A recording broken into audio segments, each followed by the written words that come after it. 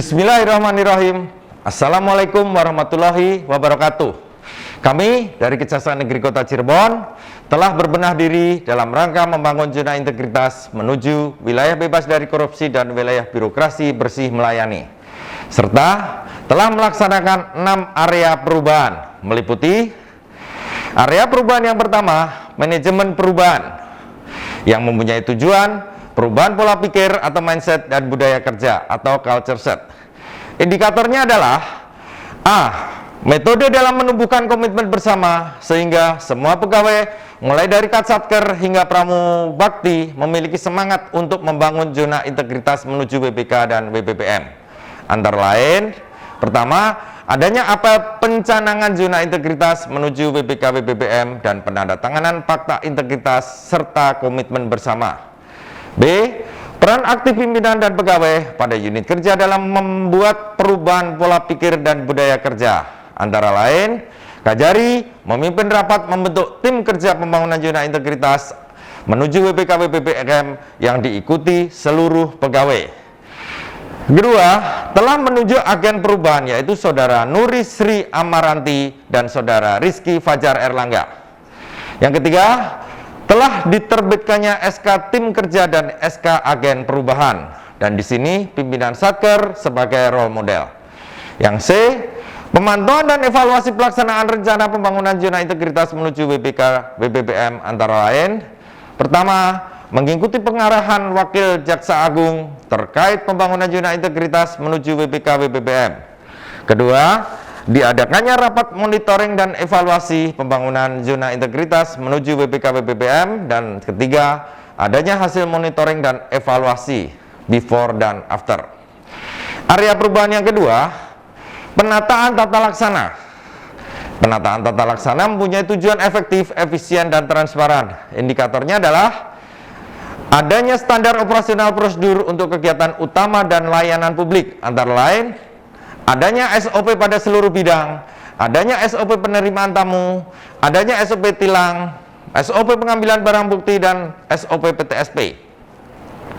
Yang B, e-office atau sistem perkantoran berbasis IT, dengan tujuan transparansi penanganan perkara secara aktual dan real time pada semua tahapan kepada masyarakat.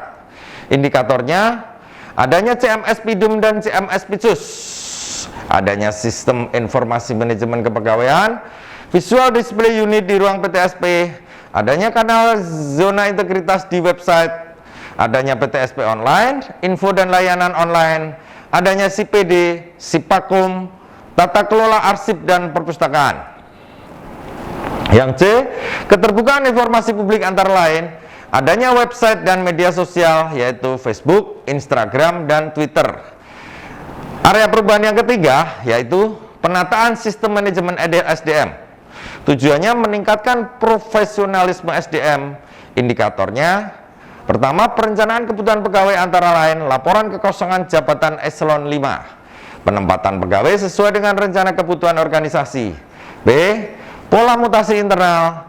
Yang pertama adalah adanya notulen rapat mutasi internal. Yang kedua, diterbitkannya SP mutasi internal staf sesuai dengan kebutuhan organisasi, usul mutasi internal jabatan eselon 5. Yang C, pengembangan pegawai berbasis kompetensi, antara lain diterbitkannya SP mengikuti diklat kepemimpinan, diterbitkannya SP mengikuti diklat teknis administrasi kejaksaan, dan diterbitkannya SP mengikuti pendidikan latihan dasar.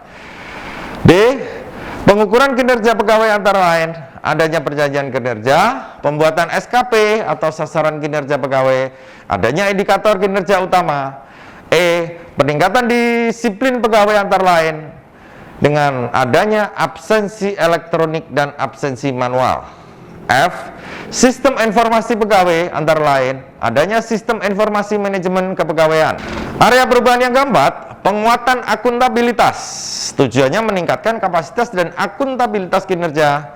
Indikatornya yang pertama, keterlibatan pimpinan dalam perencanaan, pelaksanaan, dan monitoring evaluasi kinerja antara lain pembuatan dokumen rencana kerja dan pembuatan laporan triwulan. Yang kedua, perjanjian kinerja dibuat sampai pada level pejabat eselon 5 dan jaksa fungsional. Perhitungan capaian kinerja per triwulan. Yang ketiga, area perubahan yang kelima, penguatan pengawasan. Tujuannya, kepatuhan dan efektivitas pengelolaan keuangan negara serta bersih dari KKN. Indikatornya, seluruh pegawai Kejaksaan Negeri Kota Cirebon telah mengirimkan LHKPN dan LHKASN 100%. Adanya sosialisasi tentang whistleblowing system, serta adanya area perubahan yang terakhir, yaitu yang keenam, peningkatan kualitas pelayanan publik dengan tujuan agar pelayanan lebih cepat, murah, aman, dan mudah dijangkau oleh masyarakat. Indikatornya, adanya pelayanan terpadu satu pintu, adanya website yang mudah diakses oleh masyarakat, serta adanya ruang tunggu yang nyaman, smoking area, ruang laktasi atau menyusui dengan prasarananya, antara lain adanya ruang tunggu, adanya kursi tunggu prioritas, koran, adanya jalur disabilitas dan kursi roda, adanya ruang laktasi, masjid, ada parkir mobil untuk tamu umum, perempuan dan disabilitas, adanya parkir sepeda motor tamu, petunjuk arah, smoking area, adanya ruang tunggu khusus pelayanan tilang yang representatif, adanya nomor antrian tilang, adanya poliklinik, ruang konsultasi dan koordinasi, adanya minimarket, toilet disabilitas dan toilet tamu di luar gedung, adanya taman dan adanya pos pelayanan hukum. Adanya duta pelayanan yang dapat memberikan informasi kepada masyarakat yang datang, antara lain adanya pegawai yang ditunjuk sebagai duta pelayanan, petugas PTSP, dibuatnya maklumat pelayanan, moto pelayanan publik kami, S3, senyum, salam, dan sapa. Inovasi pelayanan publik antara lain, dibuatnya PTSP online, elektronik tilang, tilang Car Free Day, bayar denda tilang bisa melalui PT Kantor Pos, adanya loket BRI di ruang pelayanan tilang, adanya pelayanan tilang prioritas, adanya pelayanan mengantar barang bukti secara gratis kepada masyarakat. Bahkan, kami punya inovasi pelayanan publik unggulan, yaitu aplikasi SIPAKUM, Sistem Informasi Pendampingan Hukum, di bidang perdata dan tata usaha negara, yang tujuannya mempermudah pemohon pendampingan, yaitu pemerintah daerah Kota Cirebon, SKPD, BUMN, dan BUMD yang ada di Kota Cirebon untuk mengajukan permohonan pendampingan secara online. Dengan cara Pemkot Cirebon, SKPD, BUMN, atau BUMD sebagai pemohon pendampingan hukum dapat mengakses aplikasi SIPAKUM melalui halaman sipakum.appdevel.cirebonkota.go.id, dan pemohon mengisi registrasi, menginput surat permohonan dan data pendampingan hukum yang akan diusulkan. Selanjutnya, tim JPN Bidang Datun akan menelaah permohonan tersebut untuk diterima atau ditolak. Dan apabila permohonan diterima, maka akan kami lanjut ke proses pelaksanaan. Demikian pemaparan kami dari Kejaksaan Negeri Kota Cirebon. Mohon maaf apabila ada kekurangan. Wabillahi taufik wal hidayah. Assalamualaikum warahmatullahi wabarakatuh.